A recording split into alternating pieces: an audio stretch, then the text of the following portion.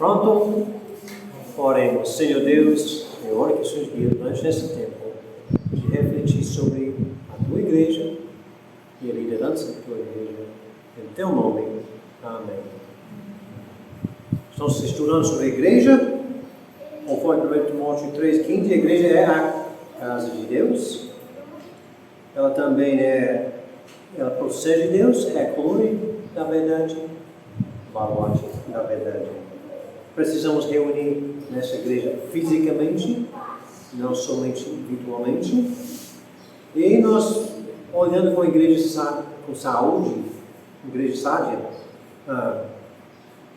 conforme Atos 2, 41 e 47, tem uma devoção ao ensino dos apóstolos, tem um foco centralizado em Deus, falando de temer do Senhor, tem uma preocupação amorosa com os santos, necessidade dos seus membros, e também evangelizando a sua comunidade. E Deus deu para essa igreja uma liderança. Na nossa última lição, focamos nos apóstolos e profetas e pastores, vendo que não temos mais apóstolos, mas hoje ainda permanecem pastores.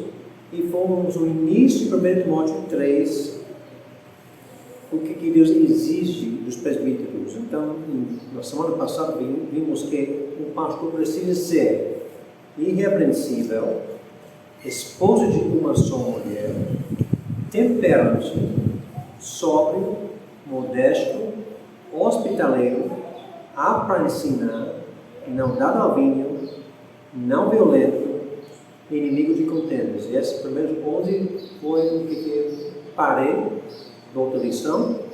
E agora vamos olhar mais 12, 13, 14 e 15. Não avarento, governa bem sua própria casa, não neófito, e testemunho perante os outros, perante os crentes. E depois vamos olhar Tito também. Então, o 12º, pois em 1 Timóteo capítulo 3,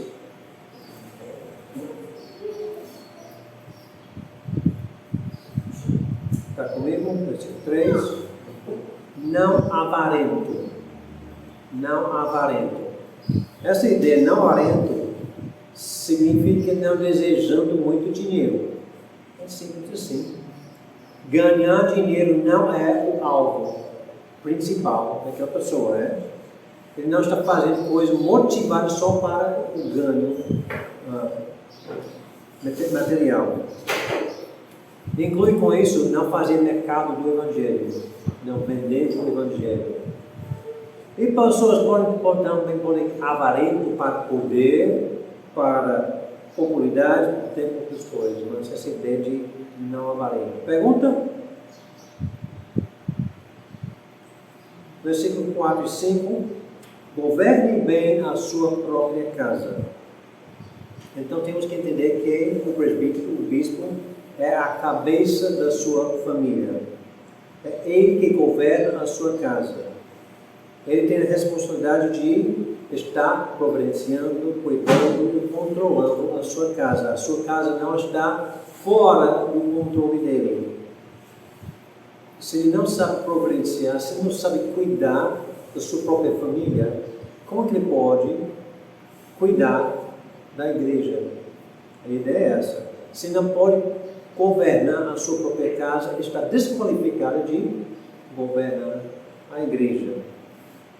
Então essa ideia que o líder do lar não é a esposa que é líder do lar, não são os filhos que são líderes do lar, mas ele é uma pessoa que tem a decisão final. Ele não está manipulado por esposa ou por filhos. Seu casamento não está em perigo de divórcio. Está com um casamento saudável, né? Os filhos estão andando em ordem. Vamos pegar um pouco mais sentido dessa, mas essa aqui é uma qualificação para... Tem perguntas sobre essa? A maneira de julgar isso, você está cuidando lá pelo resultado? A maneira de julgar é uma coisa bem difícil, porque todo julga diferente. De modo geral, estamos dizendo que Ele que governa bem a sua casa.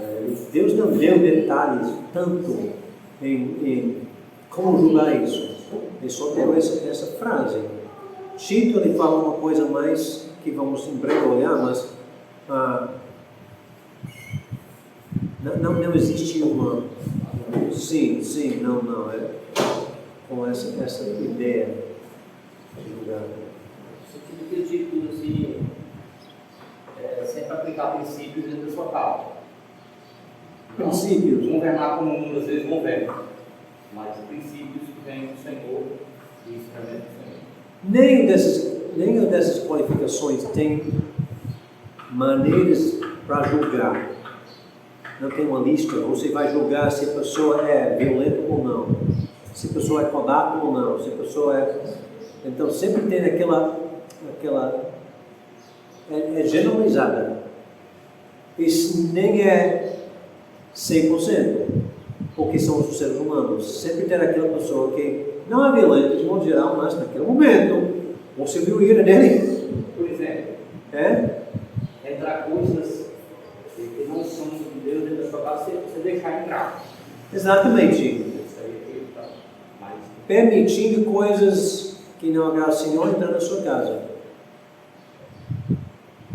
Uma coisa bem viva dessa é, se o pastor tem uma filha, ele vai permitir um namorado viver dentro da casa dele?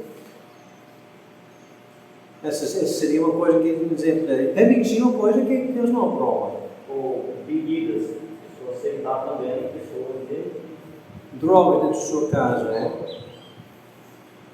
Essas ideias aí.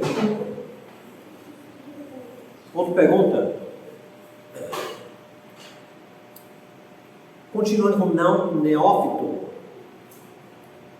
Não neófito significa recém-contada.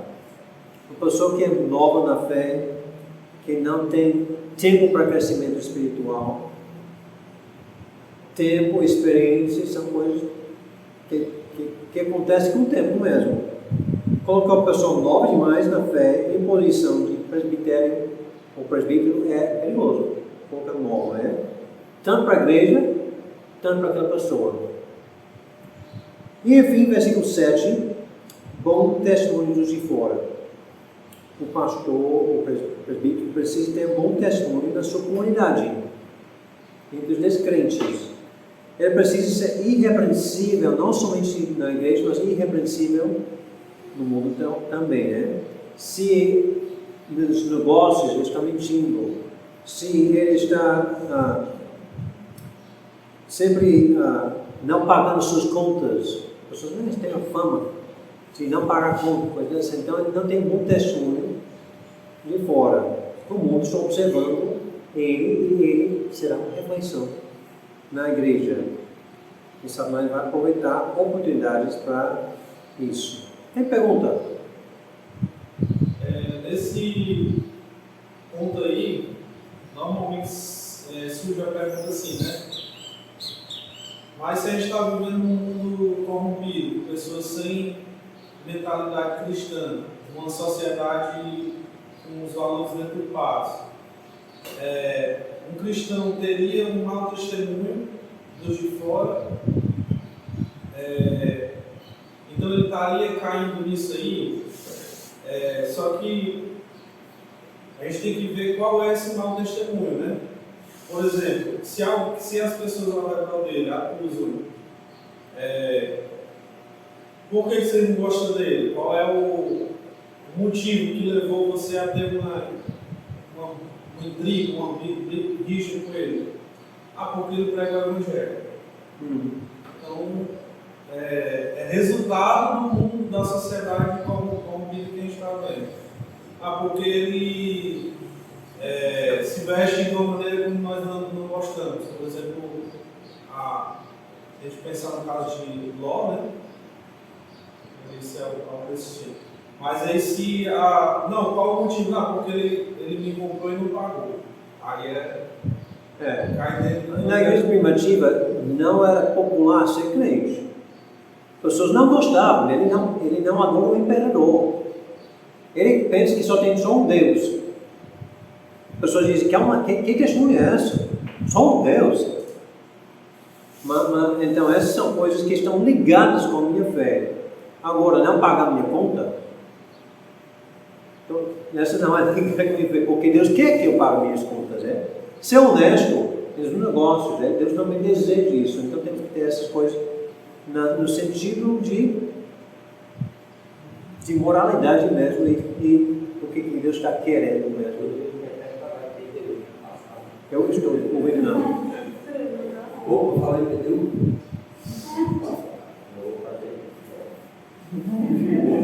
E a igreja também. A igreja pagando os impostos, a igreja de modo coletivamente fazendo isso, está ligado com isso. Não é mencionado, tem que ter personalidade forte. Não, tem que ser inteligente. Tem que ter um diploma de um seminário que mostra que tem teologia, ambição, inteligência, entusiasmo, humor, graça. Não se menciona essas coisas. São qualificações do seu caráter. Além dessas 15 qualificações que estamos vendo em Timóteo, temos 16 que estavam em Tito. Os 16 que estavam em Tito, 8 são a mesma coisa. Irrepreensível e irrepreensível. A mesma coisa, esposo de uma só mulher, esposo de uma só mulher. E algumas coisas estão bem ligadas um com o outro. Então vamos olhar Tito 1.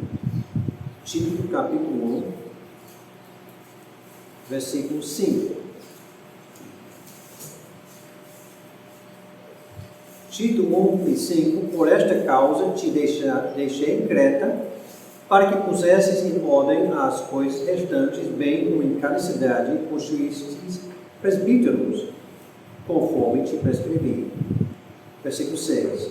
Alguém que seja irrepreensível, marido de uma só mulher, que tenha filhos crentes que não são acusados de dissolução, nem insubordinados, porque é indispensável que o bispo seja irrepreensível como dispenseiro de Deus, não arrogante, não irascível, não dado ao vinho, nem violento, nem cobiçoso de toda ganância, antes hospitaleiro, amigo do bem, sóbrio, justo, piedoso, que tenha domínio de si, apegado à palavra fiel, que é segura a doutrina, de modo que tenha poder tanto para exortar pelo reto ensino, como para convencer os que contradizem. Então, só focando algumas coisas que estão em Tito, que não tem em Timóteo. Primeiro, essa coisa está ligada com dominar bem a sua casa. Tenho filhos crentes que não são acusados de dissolução, nem são insubordinados. Essa não significa que precisa ter todos os seus filhos crentes. Está falando sobre os filhos que ele tem que são crentes. No sentido que sempre tem a possibilidade de um bispo, um presbítero, ter um filho não crente. Vamos pegar essa coisa. Vamos imaginar que ele casou e esperou 4 anos para ter filhos. Ele tem filho crente? Não, nem tem filho. E depois de 4 anos, ele tem mais 4 anos até que aquele filho tem 4 anos de idade. Provavelmente ele não tem filho crente. Já tem 8 anos, Depois disso, nasce outro filho. Depois, existe a possibilidade de ter 30, 40 anos da sua vida sempre com um filho menor de 4 anos em casa. Essa ideia de ter 5 filhos e cada 4 anos tem um outro filho. Seria comum naqueles dias. Mas os filhos crentes, quando dizem eu creio em Cristo, este filho não é acusado de dissolução. Essa é a ideia que esse filho não está jogando a sua vida fora. A ideia de jogar a sua vida fora. Não ter um filho crente que está jogando a sua vida para drogas, para álcool, para sexo, coisa dessa assim. Pessoas que têm filhos crentes que estão não fora de dissolução, jogando a sua vida fora, submetendo as autoridades disso. É comparável com o 1 Timóteo governando bem a sua casa. Tem perguntas sobre essa? Muitas. tem dificuldade com essa frase. Aqui no caso, que não são acusados de dissolução, seria uma qualificação para o filho crente, né? Exatamente. Não crente ser uma qualificação para filho. Exatamente. O filho crente do presbítero não é o filho que está jogando sua vida fora e também não é insubordinado. Ele está sujeito às autoridades da casa. O filho descrente do presbítero, ele pode até, o que você espera do credo. Também você vai querer que ele seja controlado, no sentido que não está permitido essas coisas na casa. Debaixo desse teto você não vai, mas fora acontecem coisas que estão fora do controle do pai da família. Tem pessoas que vão dizer, se você vai continuar nessa vida de drogas, você vai precisar procurar um teto, porque debaixo do meu teto não. E não acontece debaixo do teto dele, então, assim, mas está acontecendo o filho descrente, tem essa. Mas se permite dentro de sua própria casa, então ele está perdendo o controle de sua própria casa. Pois é. O sacerdote, Elias tinha, eu esqueci o nome desses dois filhos. Mas ele já estava fazendo o quê? No hora do sacrifício, ele estava botando a garfo e tirando a carne para si mesmo. E o pai estava ciente disso e está fazendo nada. Possivelmente ele estava dando ele para o pai que carne também que eu peguei. Devido ao peso dele, talvez tenha essa coisa que ele estava, mas ele estava ciente dessas coisas e não estava agindo nada, não estava fazendo nada. E Deus disse que ele estava desqualificado de continuar a sua descendência. Essa é a ideia. Boa observação dessa. Continuando, não arrogante, essa parece, como está dizendo, modesto em 1 Timóteo, mas em outra palavra, só usado 2 vezes na Bíblia, que vem de autos hedone, que dizer, pessoa que está querendo prazer para si. Eu não preciso de você no que você fazer. Essa ideia que eu não preciso. Um ditador que não vai comparar com ninguém. Arrogante. Não irascível. Significa não é que não facilmente fica irado. Não tem raiva por pouca razão. Está colocando contraste com o ânimo impaciente e comparada em Timóteo com não sendo violento.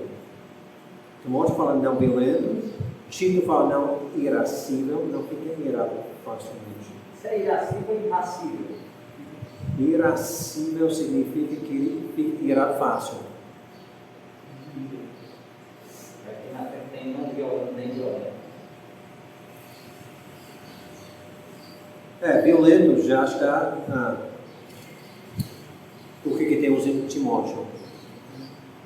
Outra coisa. Não cobiçou de toda ganância.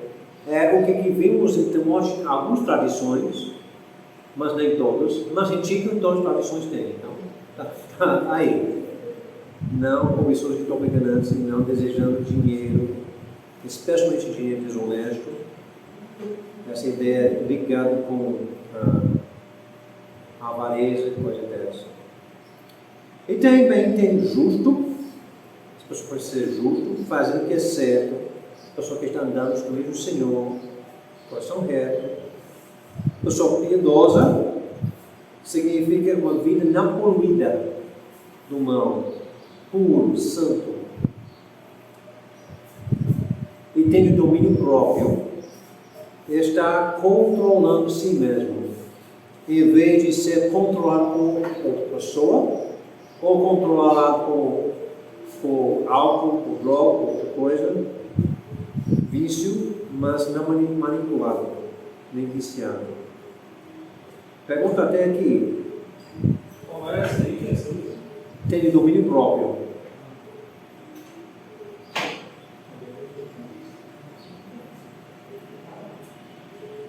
E enfim, ele diz apegado à palavra, quer dizer, ele está ligado com a palavra de Deus para exortar e refutar. Ele está seguro na palavra, ele está dizendo, sei que a Bíblia diz e eu posso confrontar, eu posso exortar. Está pronto para manejar bem a palavra. Então, essa está ligada com saber ensinar, porque está sabendo fazer isso para exortar, encorajando a doutrina e para convencer ou refutar doutrinas contrárias. Então é importante que Deus requer qualidades da liderança da igreja. Também é importante entender que Deus quer que todo homem seja líder no seu lar. Não, desculpa, eu não sou presbítero, então eu posso fazer outra coisa. Deus quer que todos os homens sejam líderes na sua casa. Que todo homem domine bem sua própria casa. Embora que nem todo mundo é presbítero, todos somos parte de um sacerdócio real. Somos servos do Senhor.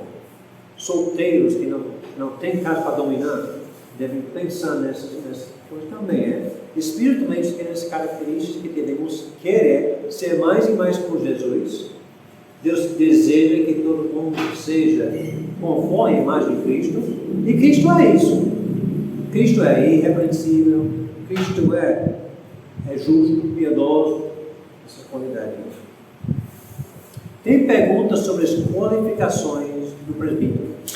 Qualificações do pastor.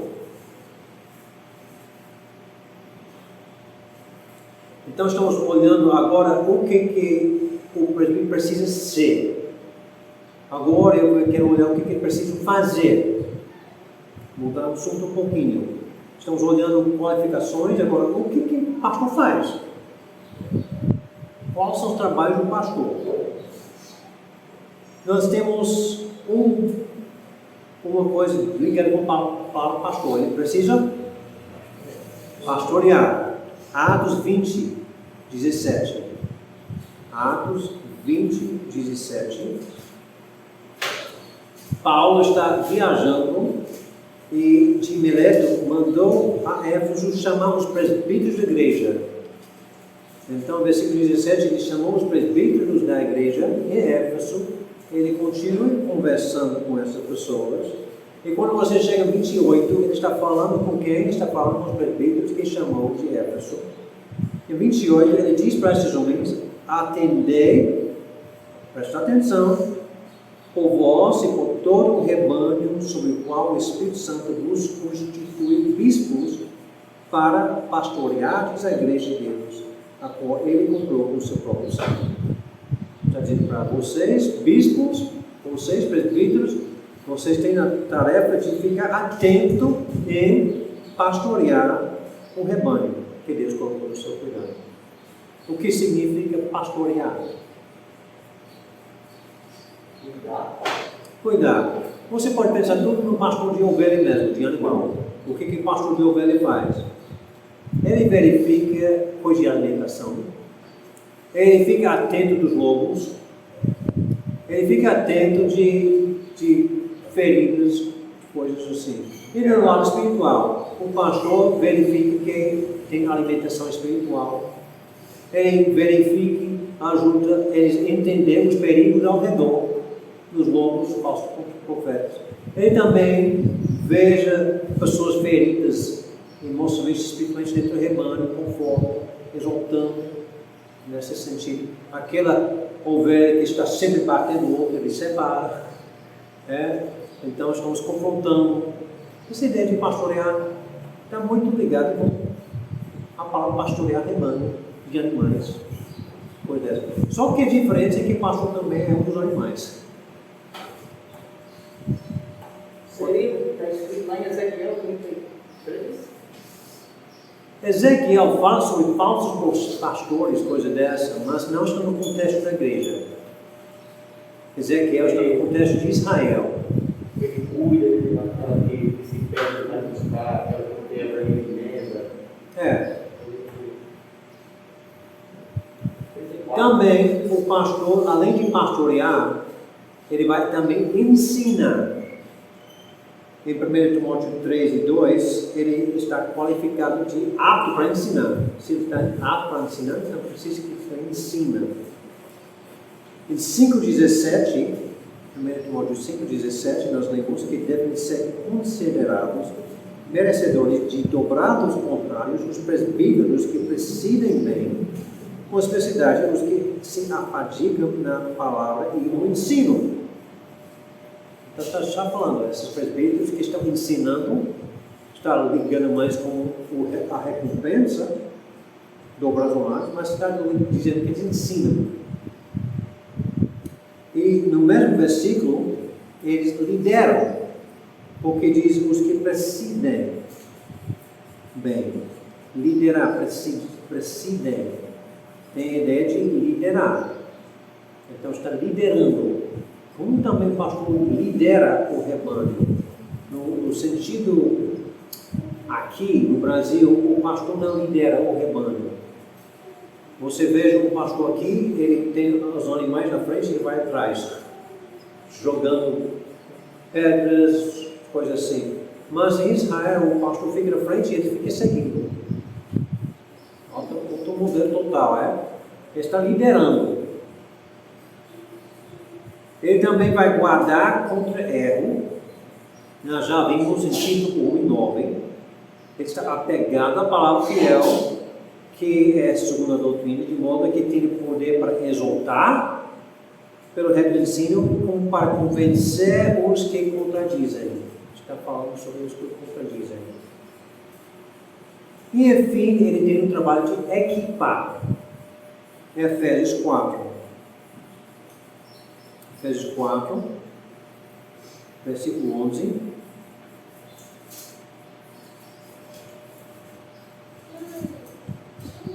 Nós lemos. E ele mesmo, falando sobre Jesus, concedeu uns para os apóstolos, outros para profetas, outros para evangelistas e outros para pastores e mestres, com vistas ao aperfeiçoamento dos santos, para o desempenho do seu serviço, para a edificação do corpo de Cristo.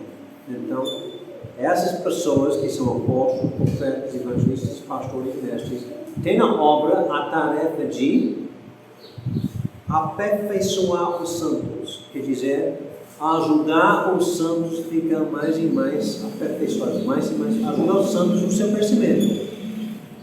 Ajudando os santos no seu crescimento, para quê? O que o santo vai fazer? Para o desempenho do seu serviço, para a edificação do corpo de Cristo. Então, o pastor vai ajudar o santo a crescer, para esse santo pode fazer seu ministério de edificar o corpo de Cristo. E vai ajudar a edificar o corpo de Cristo, para todos edificando o corpo de Cristo, até qual ponto? Versículo 13. Até que todos cheguemos à unidade da fé e o pleno conhecimento do Filho de Deus, a perfeita varonilidade, à medida da estatura do pleno de Cristo. Quer dizer que essa tarefa nunca é terminada. Sempre vamos ficar crescendo, até que chegamos igual a Cristo. A tarefa da liderança é ajudar os irmãos a crescer nisto. Então, resumindo, ele vai pastorear o rebanho, vai ensinar, liderar, guardar do erro e equipar o rebanho. Pergunta sobre o que o pastor precisa fazer.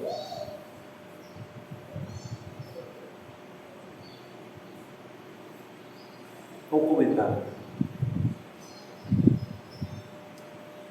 Eu quero notar que a liderança não deve fazer ministério, ele está ajudando a equipar os outros a fazer. Ele edifica, mas também equipa os membros a edificar os outros. Ele evangeliza, mas ajuda os outros a evangelizar. E normalmente nós temos essa ideia de pastor, no plural, pastores. Mesmo que para pastor não, parece tanto presbíteros. Quero notar aqui. Em Atos 14, 23, nós lemos, e promovendo-lhes em cada igreja a eleição de presbíteros, plural. Depois de orar com todos. Então, Atos 14, ele estava elegendo pluralidade, presbíteros. Em Filipenses 1, Paulo diz, Paulo e Timóteo, servo de Cristo Jesus, a todos os santos de Cristo Jesus, inclusive bispos, plural, e diáconos, plural, também que vivem em Filipos. Em Tito 1 e 5, ele disse, por esta causa te deixei em Creta, para que pusesses em ordem as coisas restantes, bem como em cada cidade, constituísse presbíteros, plural, conforme te prescrevi. Em Atos 20, de Mileto mandou Éfeso chamar os presbíteros da igreja. Então nós temos um grupo de pessoas que tem o dever de pastorear, ensinar, liderar, guardar do erro e equipar. É um grupo de pessoas. E qual é a autoridade que essas pessoas têm? Os membros têm a responsabilidade de obedecer e submeter essa liderança. Nós lemos em Hebreus 13, eu vou só mencionar essa e a próxima vez vamos olhar mais isso. Hebreus 13 diz, obedecer aos vossos guias, também no plural, e sejam submissos para com eles, pois veram por vossa alma, como quem deve prestar contas, para que façam isso com alegria e não gemendo, porque isto não aproveita a vós outros. Então, os pastores têm que pastorear, ensinar, liderar, guardar o erro, equipar, prestando contas a Deus da maneira que eles têm feito isso com o rebanho. E o rebanho tem que lembrar que a liderança tem que prestar contas, então vamos facilitar a obra deles, submetendo a eles. Agora temos em nosso meio vários modelos de liderança. Eu quero falar sobre modelos de liderança nas igrejas. Pois muitas igrejas não andam de maneira que o presbitério pode fazer essas tarefas. Existe um modelo de igreja que é chamada congregacional. Que diz que a igreja é governada para todos. É uma democracia pura. O presbítero só tem uma voz entre todos os outros membros. Ele não tem a possibilidade de liderar porque ele não tem a autoridade dada pela própria igreja para isso. A congregação, essa é uma igreja independente que está agindo como uma democracia plural.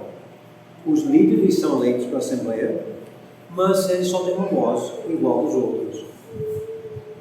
Geralmente, as igrejas têm uma Assembleia Geral mensal. Mensalmente, a igreja tem uma Assembleia Geral para decidir todos os detalhes. Todos os detalhes. É muitas vozes para dizer coisa dessa, mas existem muitas igrejas que têm esse modelo. Em contraste com isso, nós temos um modelo ditador. Tem só um pastor, ele faz tudo. Ele aceita membro, tira membro, expulsa membro, ele usa o recurso do jeito que ele quer, sem dar palavra para ninguém, ele não presta conta com qualquer outro, ou se ele tem um grupo de líderes com ele, é ele que manda eles, e se eles não dão conta com ele manda embora. Modelo ditador.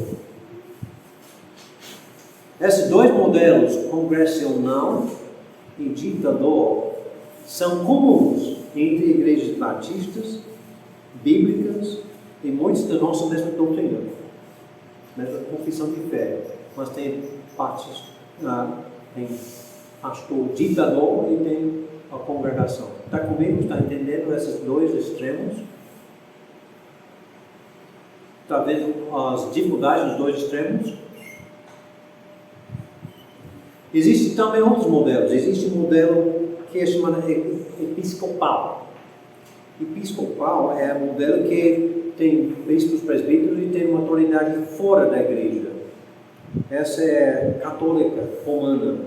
episcopais, anglicanos, luteranos, metodistas. Então é uma grupo fora que diz, aqui é seu pastor, nós vamos tirar seu pastor. A igreja não é uma igreja independente, é uma igreja governada, tem uma hierarquia fora da igreja que manda dentro da igreja. E também tem o modelo presbiteriano. Os presbíteros são nomeados pelas congregações, eleitos em sinodes, e tem autoridade sobre várias igrejas também. É outra coisa dessa.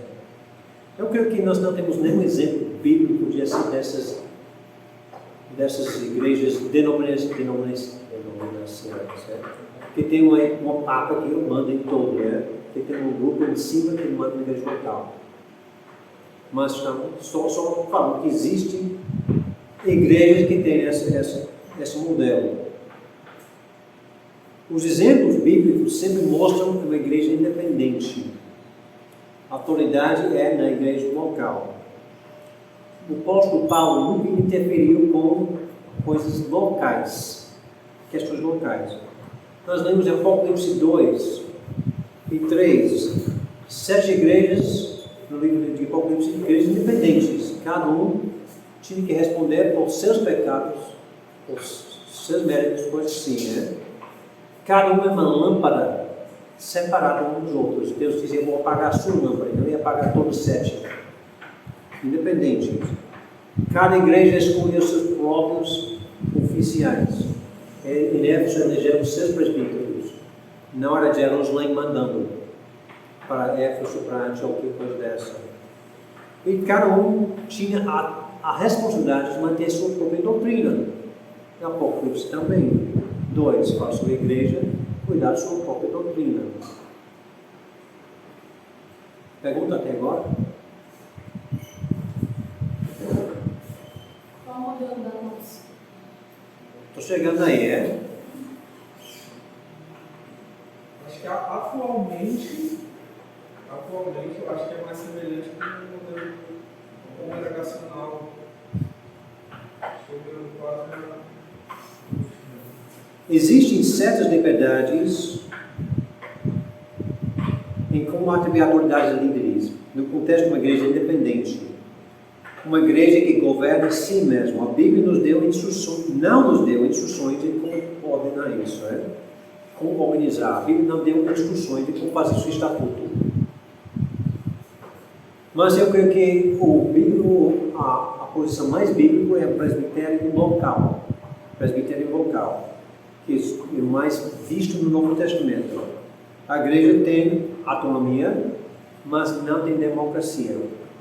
Os presbíteros são eleitos pela Assembleia e eles fazem a função de liderar a igreja. Uma igreja presbitério local, puro, deixa a liderança fazer todas as decisões. Um presbítero local puro ia permitir a liderança comprar e vender terrenos sem consultar a congregação. Ia permitir eles abrir obras missionárias sem falar com a congregação. Decidir destino de ofertas sem aprovação de orçamento qualquer. É puro dessa. E possivelmente é o que a Bíblia apresenta. Essa presbitério puro. Por isso que é importante que os presbíteros tenham as qualificações. E ter todas essas qualificações. Por exemplo, Atos capítulo 6, a congregação não fez um voto para diáconos. Os apóstolos dizem assim, essas são as pessoas que são diáconos, colocados como presbíteros. Em Atos 15, eles falaram uma carta para escrever aos gentios. Quem decidiu o conteúdo daquela carta? Quem ia mandar aquela carta?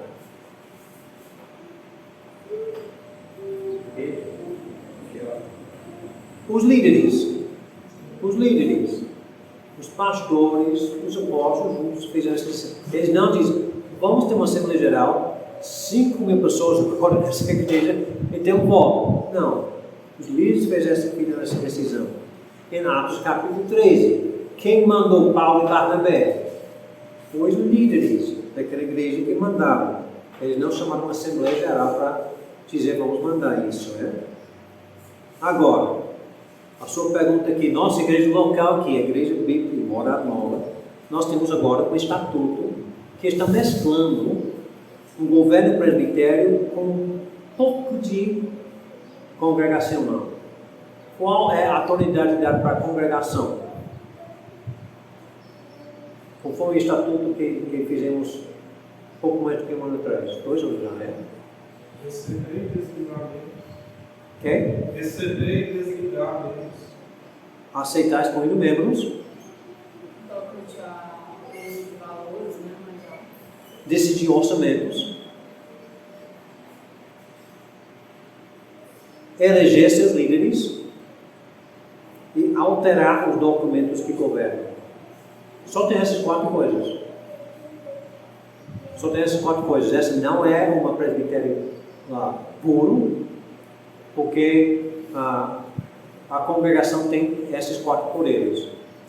No puro, ainda ia ter a eleição dos seus líderes. Né? A congregação elegendo isso. Mas além dessas 3, Então, só isso. O presbitério tem autoridade sobre as demais coisas. Estamos em transição. Porque a igreja não tem esse costume ainda. Mesmo o nosso estatuto, assim, né? Conforme nosso estatuto, os presbíteros podem mudar a hora de EBD sem falar com a congregação. Vamos mudar. Vamos fazer 7h30. E a responsabilidade da congregação é dizer, vamos submeter isso. Tem essa autoridade, nós não temos esse costume. O que acontece? Estou perguntando mas realmente, conforme nosso estatuto, a liderança tem autoridade para mudar o horário. Eles podem fazer decisão sobre construção, prioridades dentro do orçamento aprovado, decidir quem vai beneficiar de caridade, cesta básica, tudo mais, sem consultar os membros. Estamos na fase de transição. Por quê? Porque a igreja iniciou sem estatuto. E chega um missionário. O missionário não queria que a igreja fique acostumada com liderança ditador. Então o que o missionário fez para não deixar a igreja ficar acostumada com um ditador, porque tem tantos até Bíblia de batismo com ditador, que ele queria opiniões. Era uma liderança, mesmo que, por exemplo, em Morada Nova, eu era um líder. Cris estava debaixo de mim porque ele era novo no seu primeiro campo. Raimundo no seu primeiro campo, então por isso já ficou um líder, mesmo com líderes. Mas, dando opiniões, elas querendo. Outra razão que o missionário queria não somente acostumar a igreja para não ter ditador, mas se eu tivesse feito muitas decisões sem consultar, o resultado seria uma igreja americana. Mas estamos em transição, porque o que foi feito não é a intenção de continuar assim. Então chegamos a um ponto que agora tem um estatuto para nos governar, não só uma pessoa, não só um missionário que chegou. Agora o estatuto está governando essa igreja. Ainda não temos um presbitério. Ainda não, mas nós temos o parágrafo 22 que diz: na ausência de presbíteros, a Assembleia Geral terá todos os poderes e possibilidades eclesiásticos, podendo selecionar alguns de seus membros para liderar provisoriamente. Então, nosso desejo é para ter presbíteros, para ter um presbitério, e crescer em números. Enquanto a igreja cresce em números, mais e mais e mais, precisamos dar mais poder à liderança. Eles vão precisar parar de perguntar que horas que vocês querem fazer a café antes. Vamos decidir, porque quando temos 30 pessoas é mais fácil, quando tem 300 é difícil. Então precisamos fazer essa modificação. Possivelmente a igreja vai chegar ao ponto que eles dizem, nós queremos modificar nosso estatuto para dar mais poder ainda. Uma coisa mais pura ainda, conforme o que temos mais exemplo biblicamente. Então estamos nessas tradições de procurar uma liderança local. Olha, nós não queremos ditador, também não queremos como congregação liderar tudo, né? Então, nessa frágil crescimento, a transição sente dificuldade de abrir mão, deixa a autoridade em mãos de líderes. Não tem a voz sobre ordem EBD, não tem a voz sobre calendário de eventos, não tem a voz sobre local de eventos de Natal, o cardápio de café dos aniversariantes. Até mudanças totais, pode chegar mais e mais nessa mudança em transição. Não sei se estou respondendo a pergunta na árvore que é. Tem pergunta sobre essa liderança local. Estamos falando sobre princípios bíblicos, qualificações de presbíteros, deveres deles e poderes deles atribuídos e como a congregação precisa andar nessa direção. Acho que tem. Então, a nossa igreja ela caminha para uma eleição de presbíteros, para com essas pessoas fortalecer, vamos dizer assim, o poder deles de decisões. É isso, essa transição, então, no caso, ela se pretende para a igreja de Morada Nova, né? O que nós temos atualmente agora é só 4 poderes da congregação. Sim.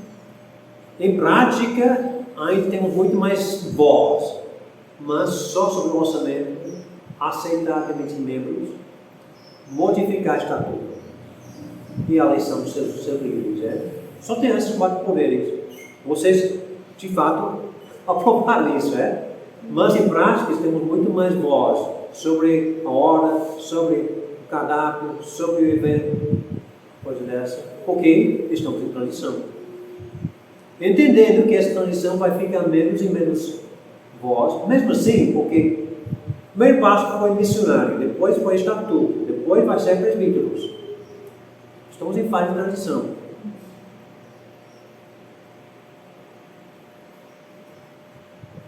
A dificuldade é quando a congregação não permite a liderança liderar, porque eles querem ter a voz em tudo.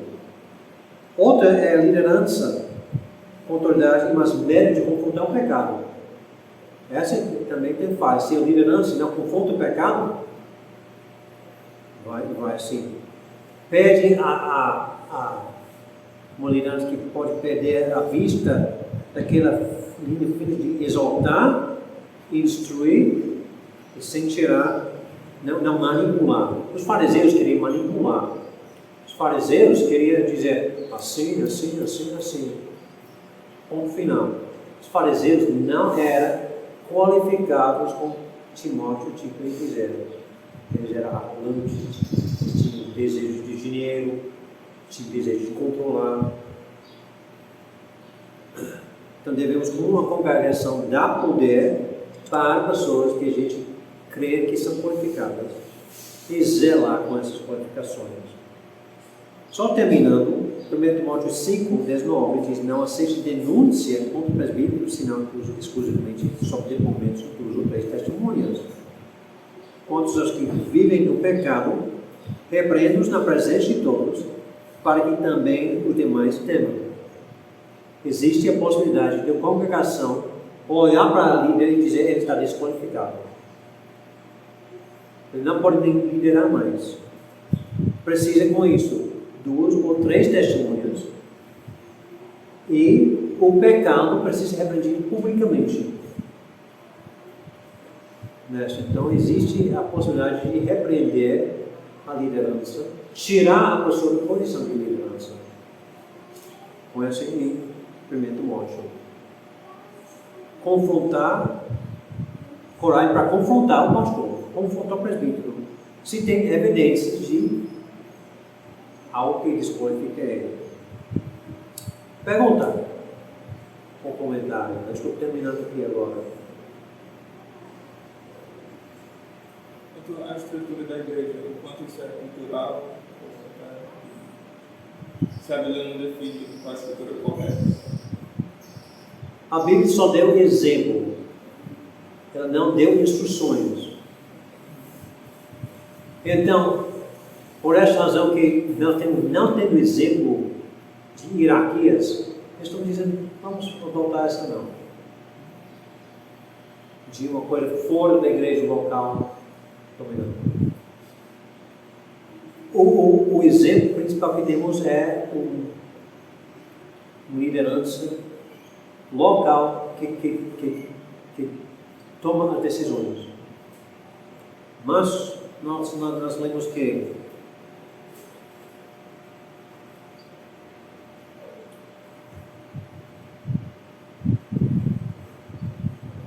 eu li sobre isso, por exemplo, Atos 6, Atos 11, Atos 13, Atos 15. Os exemplos que nós temos. Não são muitos exemplos. Temos o que lemos em Apocalipse sobre 7 igrejas, mas não. Essa destaca mais a independência do que o tipo de governo.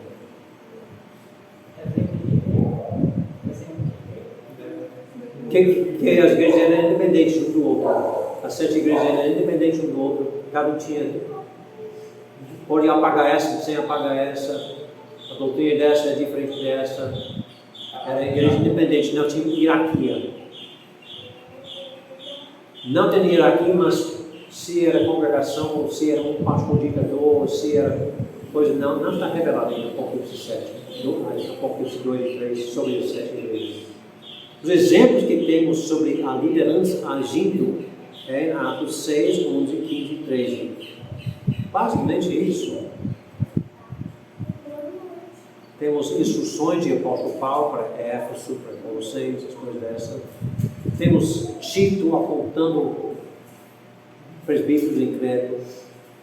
15, 13, Atos 6. Atos 6 sobre diáconos. Atos 11 sobre as ofertas dadas para o poder dos presbíteros. Atos 15 sobre a decisão daquela carta.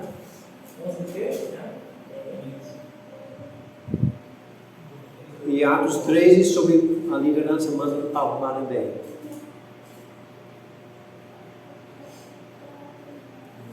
Exemplos. E como somos dizendo, são exemplos, não são instruções.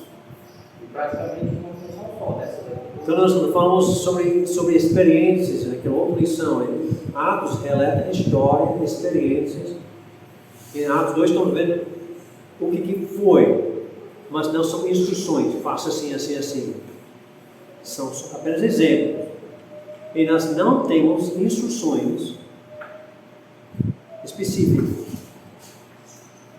Além, como fazer estatuto, como quem vai governar, qual porcentagem dos líderes tem que... Nós não temos. Eu digo, essas passagens de Atos é um poder só, né? Um estilo só, né? De um para o outro. Tudo é o mesmo sentido, né? Então, o exemplo que nós temos nesses 4 capítulos é mais exemplo de pureza. Nossa habilidade é um pouco mais clara, dando à congregação alguns poderes. Existem perigos de congregação fazer tudo. Nós temos nenhum exemplo disso na Bíblia, mas tem muitos exemplos ao nosso redor. Muitas igrejas têm essa Assembleia Geral mensal, hoje decidir toda coisinha. Muitas. E tem muitos exemplos também de um pastor só, um ditador, que manda em tudo. Muitos exemplos disso, mas não em Atos. As igrejas americanas, todas têm um ditador. Não, todos os exemplos que eu mencionei, você encontra em Estados Unidos, Brasil, China, todos. Pode ser que existam outros modelos que ainda conhecem, mas esses modelos são modelos comuns em igrejas parecidas. Veja de Cristo existe o presidente da região leste, oeste, norte. É, a denominação. Eles têm poderes de fora. E, tipo, a igreja, tantos por cento arrecadada, é dado para a diretoria da sua região e manda tantos por cento para a diretoria geral e tudo mais. Esse é o mesmo modelo católico que tem bispos até o Papa, né? É diferente porque o Papa tem uma autoridade diferente. É, Não foi autoridade, mas eles têm o presidente. O presidente não tem a palavra de Deus para o Papa, não, mas o modelo é o mesmo modelo. Hierarquia. Eu acho que a pergunta da Alemanha, por causa da pessoa disse que se tivesse decidido tudo só, né, que eles estão lá numa igreja americana. Para entender o que o senhor quer dizer com isso? O que seria a igreja americana? O que seria a igreja americana é só ideias, né? Por exemplo, deixa eu pensar em algumas coisas. A igreja americana, de modo geral, eles têm menos tempo cantando do que temos aqui. Eles têm uma coisa de papel que toda pessoa recebe ao entrar na igreja, que guia aquela pessoa pela ordem de serviço. Eles, de alguma forma, a igreja ocidental tem algumas coisas, seja América do Norte, América do Sul, coisa dessa, devido à influência dos missionários de Inglaterra 300 anos atrás. Tem esse modelo, em parte chegou. Mas, se eu tivesse feito decisões sem falar com qualquer pessoa, teria bem mais. Americanos, por exemplo, o culto principal é de manhã, é de noite não. Se eu ia adotar as coisas americanas, então esse seria o nosso culto principal e a noite seria o culto menor. EBD geralmente é 9 a 10 e meia, dando tempo para pessoas tirar leite das vacas e coisas dessa da zona rural. De 10 e meia até meio-dia é o culto principal e depois à noite tem um culto menor para essa é a forma americana mesmo. O senhor sabe quando surgiu o EBD? O senhor sabe quando surgiu a EBD? Quando surgiu a EBD? A EBD realmente é uma ideia americana que, se não me engano, surgiu com o Sr. Moody. Talvez Felipe mais historiador do que eu.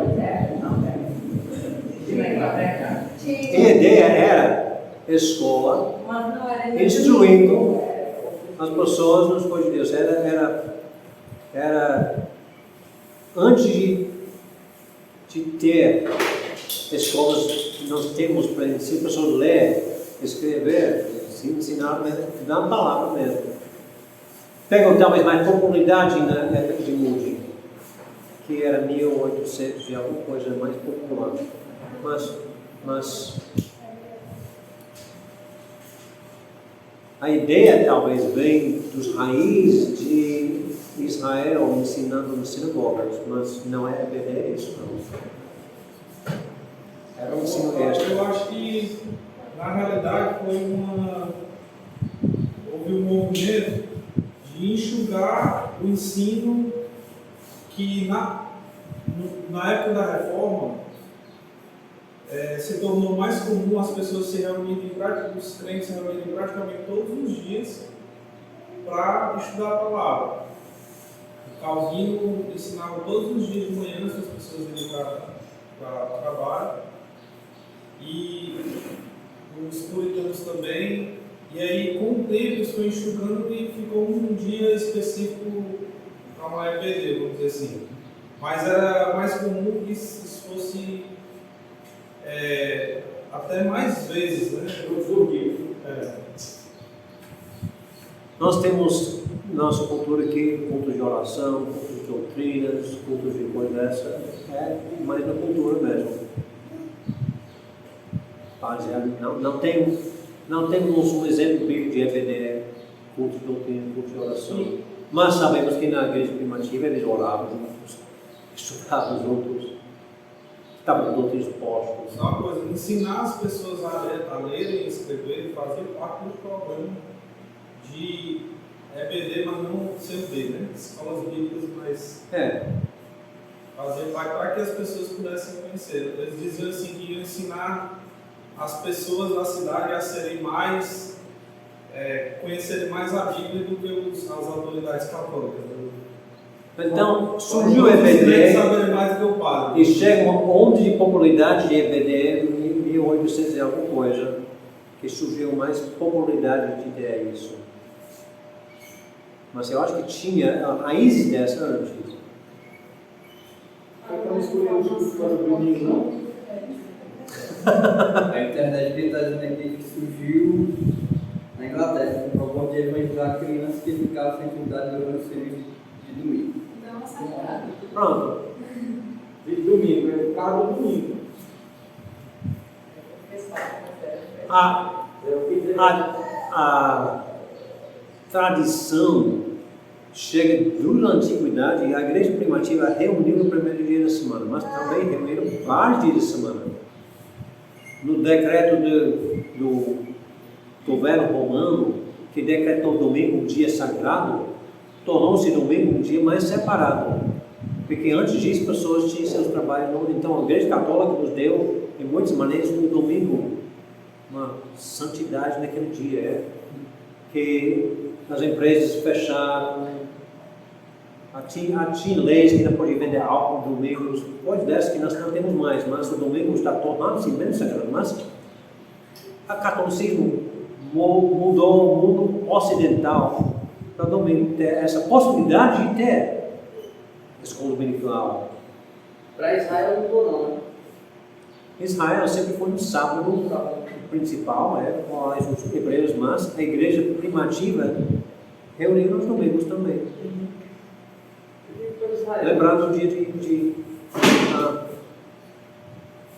ressurreição. Se não tem pergunta, vamos terminar. Senhor Deus, tu oraste, Senhor, para essa igreja local, que o Senhor está agindo em nosso meio. Oramos, Senhor, que essa igreja pode crescer em números, mais pessoas conhecendo o Salvador, mais pessoas chegando aqui.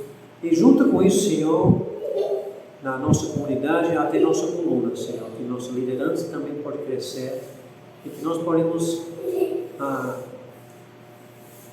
ter esses reajustes em transição enquanto estamos passando para uma liderança local. Em teu nome. Amém.